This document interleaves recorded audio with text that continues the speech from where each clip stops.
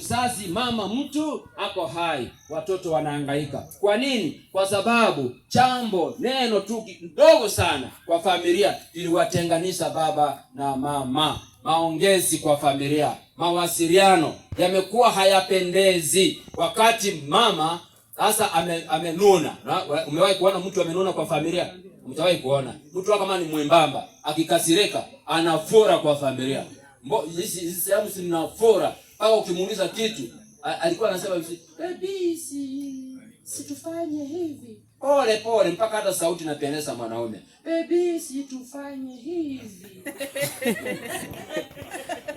Lakini asile ikiingia sasa hauwezi ukasikia hilo pendo la kwanza.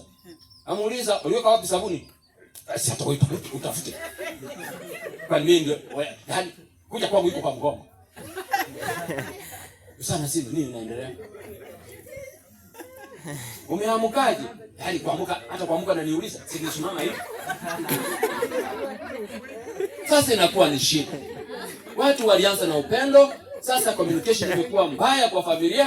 Sasa watu hawaelewani. Mpaka hata watoto wamekuwa wakubwa, ulianza kutukana mtoto wako akiwa standard 1. Jini hapa mnasema sisi Kisutu tunasema kisakaneki. Yeye mnasema hapa. Yaani msichana cha tairi mnamutusi aje? Waruga. Hamuna impact. Sisi tuko naye. Sisi tuko naye. Alikuwa mdogo unamtukana hilo China.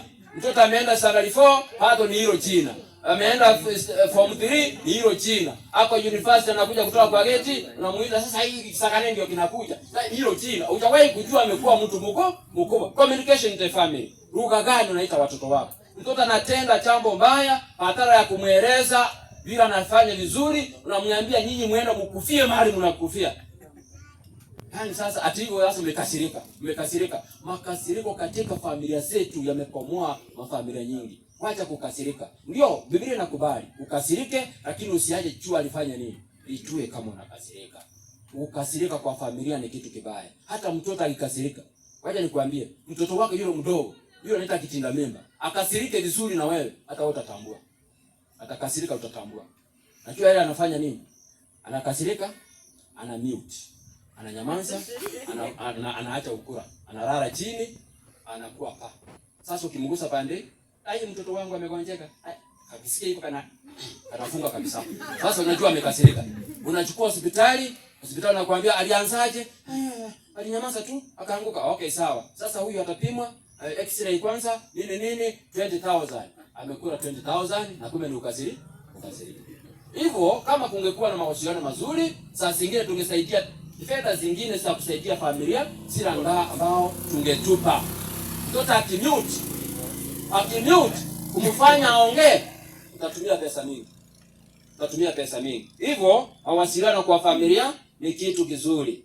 Bwana na bibi inawaita. Mungu alikusudi ya kwamba mkuwe na furaha.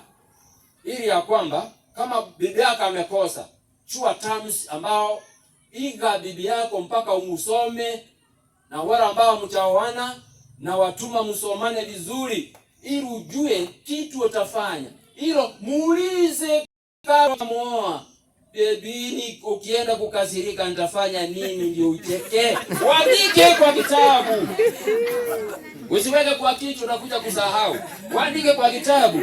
When my baby will be annoyed, I will click something, then she comes well. Hallelujah kanisa. Yes.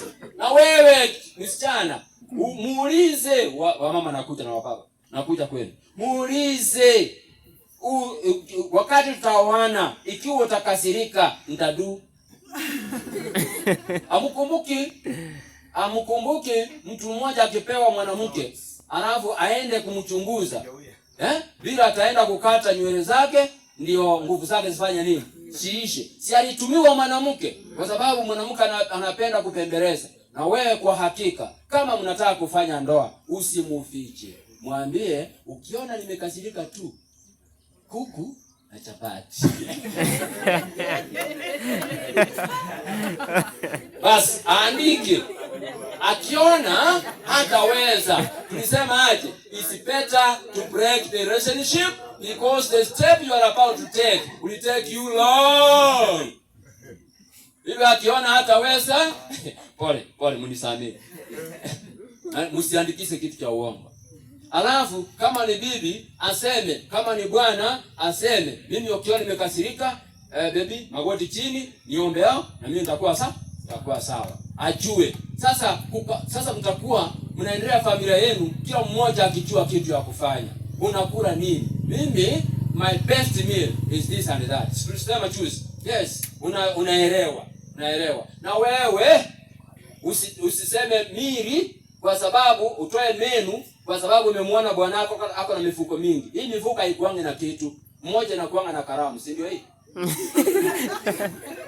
Hii achu inakuanga na karamu. Hii tu inakuwa na tuveta kidogo na kuna makaratasi. Kuna makaratasi ya wanaume wanapanga kwa kibeti. Alafu inakaa hapa. Hiyo kuna sababu. Na safika njiani akuombe namba ya simu atoe karatasi moja afanye nini?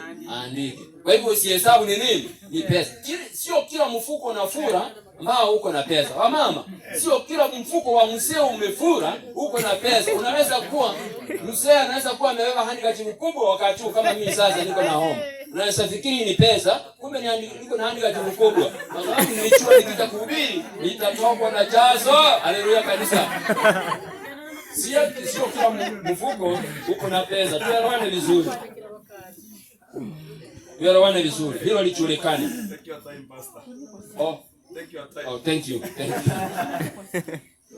So, watu wachuane vizuri. Asa nataka kusema ya kwamba wamama ni wazuri. Hata mimi naendelea kuwasifu wamama. Mnavumilia shida nyingi. Lakini ubaya wenu ni mmoja. Kuna mwimbaji mmoja alisema wamama ni wazuri. Ile kitu tu umewaharibia ni mdomo. Na hatuwezi kufunga mdomo kwa sababu mdomo linakula nini? Ubaya. Wasiyesikia, hao wamama ni wazuri. Kwa sababu wao mahali popote pale wanaenda, wanachua wako na priest at home.